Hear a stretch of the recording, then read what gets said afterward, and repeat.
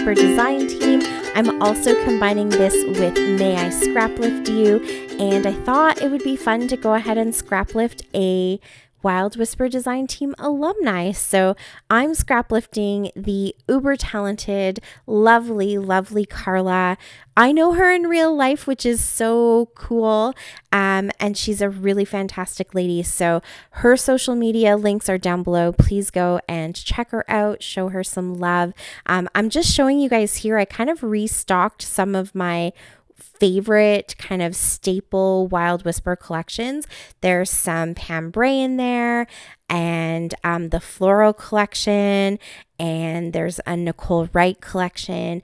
I needed to do a little bit of restock, and yeah, I wanted to show you guys what I grabbed. It's all in the store, so please go ahead and head on over to the store. If you see anything that you like, you can use my discount code DTGen and it will save you 10% off of your purchase. So go save some money, have some fun shopping. As I was kind of going through some of this stuff and putting it into my Wild Whisper iris container, I was reminded of this collection by Pambray called Simplicity, and it has all these fantastic circles. I could have picked any number of these papers and they would have worked great for this layout. So seeing Karla's layout reminded me of this collection, and then this collection reminded me that I just got this stencil that Nicole Wright designed for Wild Whisper. It's called Circle It. So I had to use it on my circle layout, of course. And my picture that I'm going to scrap has sort of a circle theme to it as well. It all just kind of fit into place really nicely. So I went through the collection and I pulled out this paper for my background. It kind of reminds me of the sky, and my picture has a lot of sky in it, so I thought that worked really well. And I'm just going to put some of these circles sort of diagonally across it. They're kind of really driving home the whole theme of the circle.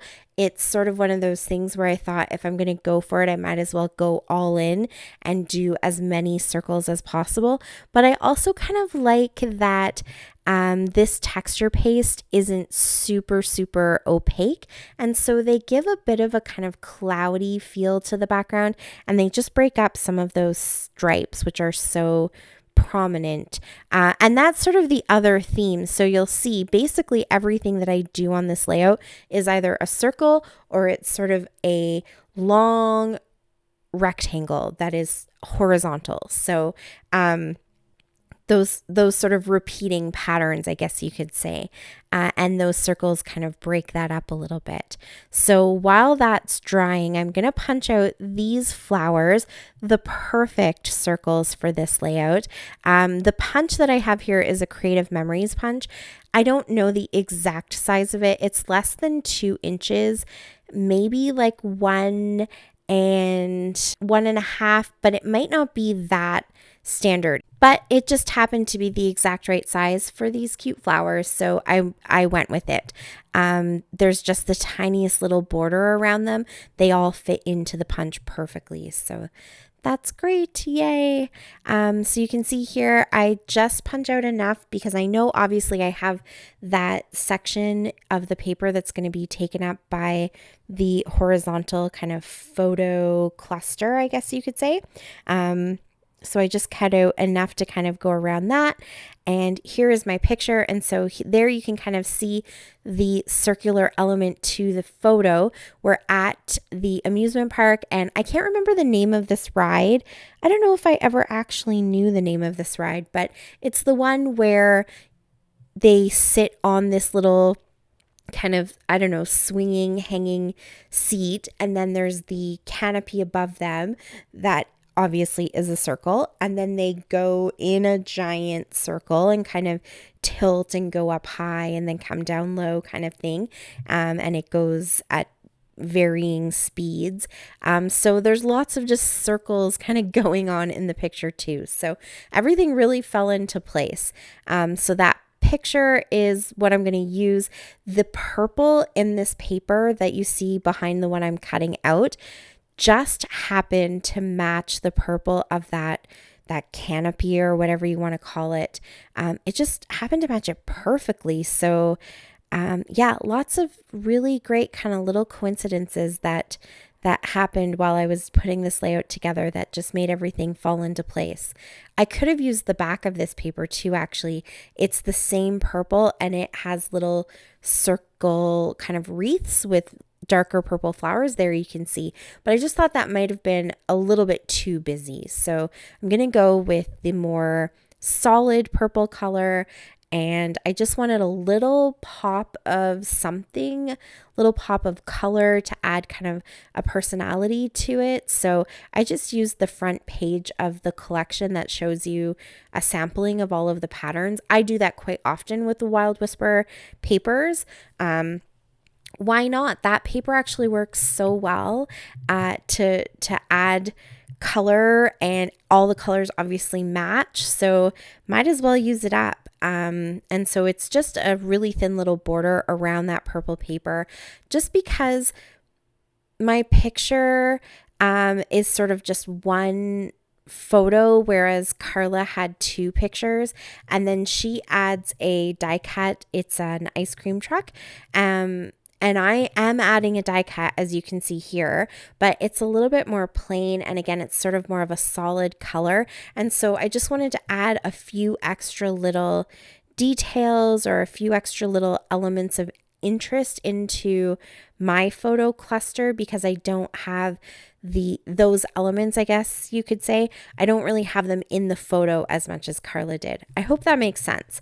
I just love when you add those little extra details, but you don't have to. You could keep it a lot more simplified than I went ahead and did. And then to further kind of give myself something to do in this project, because I've already done the texture paste and I've already punched out all of these circles. I thought it would be really fun to stitch around some of them. I have to admit, I was definitely inspired by some of my scrappy friends like Christy, who at this time we had been chatting and she was also doing some stitching. So she definitely inspired me, but I just thought it was kind of a nice way to break up some of the texture of the paper and add another texture into the paper. So sort of in the same way that I felt the texture paste through the stencil sort of broke up some of those lines, it also adds a different texture to the paper. And that's what the stitching does too. I love Wild Whisper paper. It's a thick, kind of glossy paper, and I really love to work with it. I love using mixed media on it. It cuts really nicely when you're fussy cutting, but everything has sort of that glossy, kind of smooth sheen to it, and so the texture paste breaks that up a little bit because it looks more matte on the paper, and then also the embroidery floss looks different on the paper. So I just like to sometimes bring those extra elements in, and it would be the same, I guess, if you were using any cardstock and just had kind of everything be paper and flat cardstock. In that same way, you might want to bring in other textures to kind of break that look up. That's what I did here. And stitching is just kind of fun. And these were really easy circles. I punched them out with my little push pin and then just did a quick back stitch around all of them. I sort of roughly matched the color of my embroidery floss to the color of the flower, but I didn't use white embroidery floss. I'm not really sure why. At the time, I thought it would look good if I used sort of a burgundy color that is found in the collection. I thought that darker burgundy instead of the white, but I could have just gone with white, I guess. I didn't. So in any case, I went ahead and did a few of them, not all of them, and then put all of that stuff down. And now I can dig into my summer embellishment stash and start adding all the little details. I wasn't quite sure where I was going to go with this because, to be honest, I didn't really know what I had in my stickers, and in this container, this iris container just kind of keeps evolving and growing as I use those bits of ephemera and replace them with other ones. And then you can see I have a bunch of different sticker sheets from all over the place. I have some Echo Park chipboard, just all of my fun little summery things. So I wasn't totally sure what I might use or what I kind of wanted to use. I needed to go through everything and see what was there. But these stickers from Simple Stories really stood out to me. I love getting these packs of stickers. I think they are a perfect value and you get a lot of stuff. So this is the Simple Stories Bliss collection, but it had yellows, it had pinks and kind of peachy salmony colors. It had the teals, it had kind of mixes of blues and greens, just lots of stuff that I felt worked really well. And one of the sheets, whenever you get these packs, one is always little circles and banners and label type stickers. So I was able to pull off a whole bunch of the circles to make my little clusters. And then I have those little pebbles puffy stickers. I've had those for several years and some of those worked really well. There was like a little flower that was sort of that peach color and a sun that obviously is the yellow. So I use that. I also use the sunglasses, which obviously aren't circles, but they work great for a summer layout, and it was beautiful and sunny, and I was wearing sunglasses even though you can't see me in the photo, so I thought that they would go ahead and work really well. And then I just added some of these freckled fawn chipboard pieces. One was a ticket, so I thought that obviously goes with sort of the amusement park theme, and then there was also a label in the exact same colors. So I sort of used those two pieces to be the grounding piece, I guess, for my little clusters that are on the left and right side of the photo. And then just tucked all of my little bits of circles kind of underneath and around them. And they just help to kind of break up the repetitiveness of the circles in each of those little clusters. So your eye kind of has a place to rest and take in all of the details. And I don't really add a very top cluster like Karla has.